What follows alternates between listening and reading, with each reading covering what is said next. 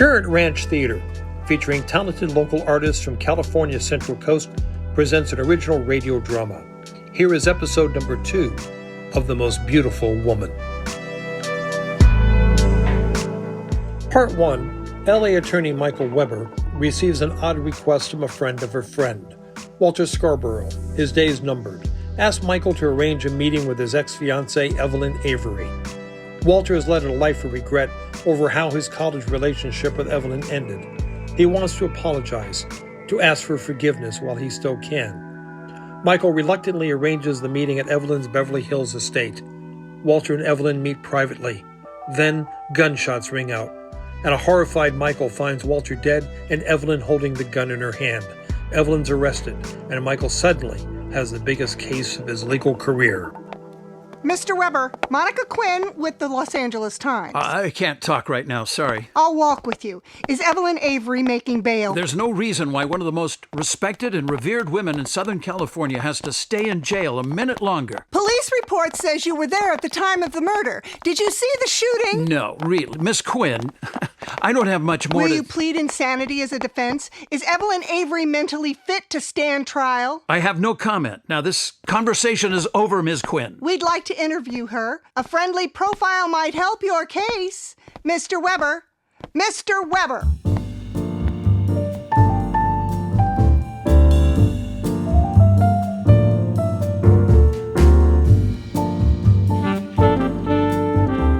How are they treating you, Evelyn? Oh, they couldn't be more kind, Michael.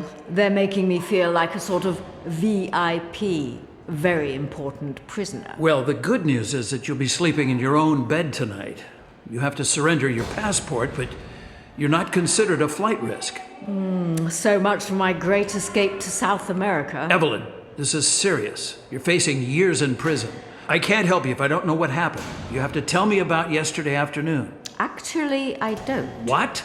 I don't. And I won't. Now listen to me, Michael Weber. Let's not waste anyone's time. Let's certainly not waste any taxpayer money with a long and costly trial. I did it. I killed Walter. I'm prepared to accept my punishment. Make the deal. Evelyn. Make the deal. What happened yesterday is strictly between Walter and me.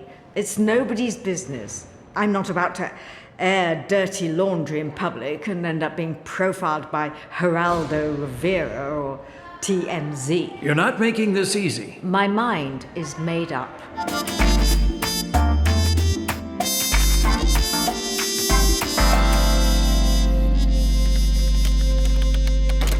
Oh, Michael, great. There you are. I warn you, Maggie, I can only handle good news. Uh-oh, so it didn't go well with Evelyn? If I had any bourbon, I'd drink the whole bottle. I wouldn't do that just yet. Evelyn's daughter is waiting in your office. Victoria, you're kidding. She said it's urgent, and she'll only talk to you. Victoria Avery. Hello, Michael. I apologize for not calling first. How inconsiderate. No, I'm the one who's sorry. I should have called you. It's been crazy since I know. It even made the Santa Barbara news. I came as soon as I could. Evelyn will certainly want to see you. Well, I didn't come to see her. I came down to see you. What? I don't understand. What did Walter Scarbourgh tell you? What did he say about my mother? I need to know, Michael. Not much. Walter wanted to see your mother. This was his last day in town, so it had to happen now. He talked about their being engaged back at Stanford. He broke it off. He regretted what he did. Walter wanted forgiveness before he died. Your mother was the most beautiful woman he'd ever known. That's about it. Well, give that man an Academy Award. Best performance by a total scumbag. What's going on? What don't I know, Victoria? Evelyn Avery is my mother. That I know. And Walter Scarbourgh is my father. Oh, my. It was the spring of 1966. Mother was a sophomore at Stanford. Walt Scarbourgh was about to graduate. A friend had introduced them. To hear her tell it, she fell for the guy fast and hard. He was a charmer, that one.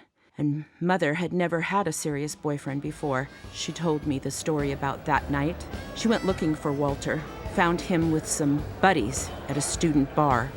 Ev! Evelyn! Hey, you're here. How about a beer? No thanks, Walt. We need to talk. Talk? Sure, honey. What shall we talk about? Not here, Walt. Can we go somewhere private, please?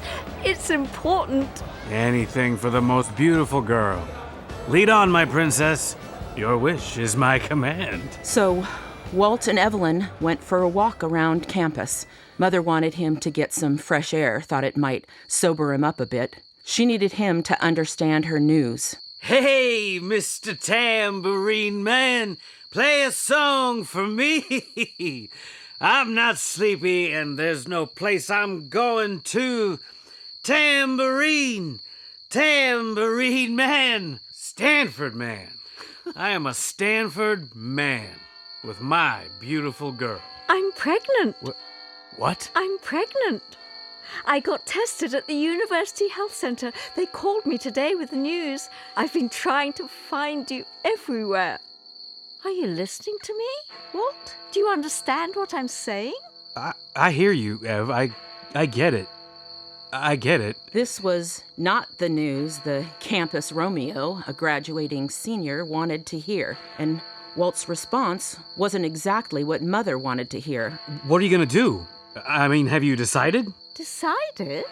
Decided about what? I mean, are you gonna have the baby? In that moment, Walter Scarbourgh revealed his true character. I thought you loved me. Well, I do. I love you, Ev. No, you don't. I'm not sure you ever did. You just said so I'd sleep with you. If you truly loved me, you wouldn't ask that question. I don't want to be a father, okay? Not now. I'm about to graduate. I've got plans already. I'm going off to see the world, make something of myself. This is the last thing I want. You said you wanted to marry me. Listen to me. I don't want to be a father. I'm sorry this happened, but you need to take care of it. This is your problem, not mine. Now, I can pay half. You disgust me. They started arguing. It got pretty heated, I guess. Walter ended up losing his temper and shoved Mother to the ground pretty hard. Then he stomped off into the night. She never saw him again. She never heard from him again until yesterday. You were the baby. Guilty. Mother finished the semester and dropped out of school. She never said a word until it was time for me to go to college. I guess she wanted me to avoid her mistake. Damn, so everything Walter Scarbourgh told me was a lie. Everything that man ever said was likely a lie. Then why did Evelyn agree to meet with him yesterday? Sorry, she's the only one who can answer that question. Yes. Sorry to interrupt. Michael, you asked me to remind you about meeting Glenn Rodman for lunch. Yeah. Thanks, Maggie. I better get going. Glenn Rodman? I know that name. Who is he? Glenn Rodman is the golden boy of the DA's office. He's already been handpicked to prosecute Evelyn. I'm going to see if I can charm him into a deal. Wish me luck. And Victoria, thank you for sharing that story, really. I thought you should know.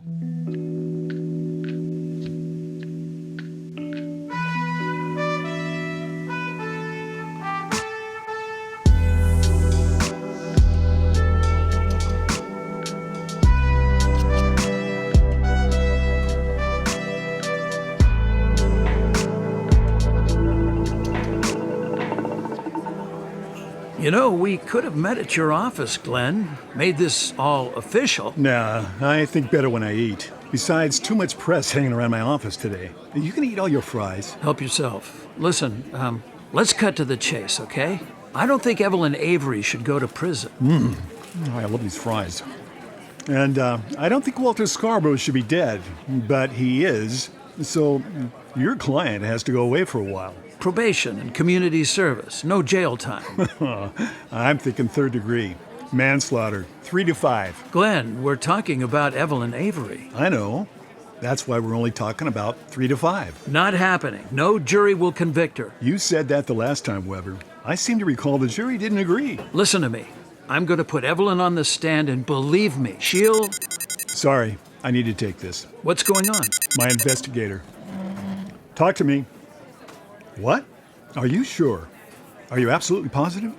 Oh, jeez. Okay. I'm on my way back.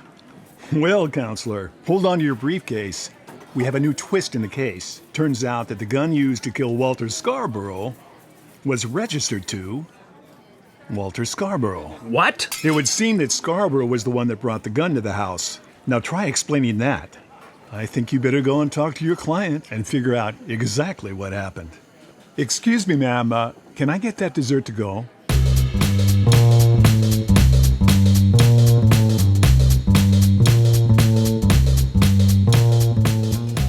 Walter Scarbourgh lied, but will Evelyn and Avery finally reveal the truth? What's the secret behind the murder weapon, and how does this affect the case against Evelyn? All will be revealed in the third and final chapter of The Most Beautiful Woman. Join us for the third and final chapter of The Most Beautiful Woman. The Most Beautiful Woman is a production of Sharon Ranch Studios, written by Dave Congalton, directed by Brent Keast. Reporter Monica Quinn was played by Cheryl Keast. Christine Miller was Maggie Cook. Scott Sebby was Glenn Rodman. Walt Scarbourgh was played by Mark Klassen. Rosh Wright did double duty as both young and old Evelyn Avery. Dori Duke was Victoria Avery, and Brent Keast played Michael Weber. This is Dave Congalton speaking on the Sharon Ranch Radio Network.